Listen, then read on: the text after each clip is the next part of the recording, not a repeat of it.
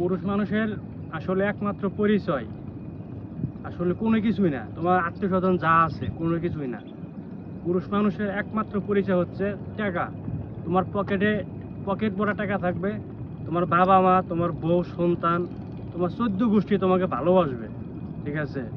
তোমার পরে টাকা নাই, তোমাকে সর্বোচ্চ 1 মাস ভালোভাবে দেখবে, তার মধ্যে শুরু হবে ফ্যামিলির এবং পরিবারের অত্যাচার। তোমাকে তখন থেকে তোমাকে কেউ দেখতে পাবে না। যখন দেখবা তোমার পকেটে টাকা আছে, তোমাকে বাবা সোনা মানে যেমনি পাম দিয়ে তোমার তাই টাকা আদায় করা যায়, ঠিক আছে, ফ্যামিলি তাই করবে। তো আমি কথা শেষে একটা কথা বলতে চাই, ফ্যামিলিকে চালাইবা, নিজের ভবিষ্যতের জন্য কিছু সঞ্চয় করা এটা জরুরি।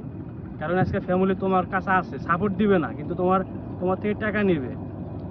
আর তুমি যখন ইনকাম করবে, ফ্যামিলিকে চালাও, নিজের জন্য সঞ্চয় করো, তোমার সঞ্চয় হয়েছে মেন।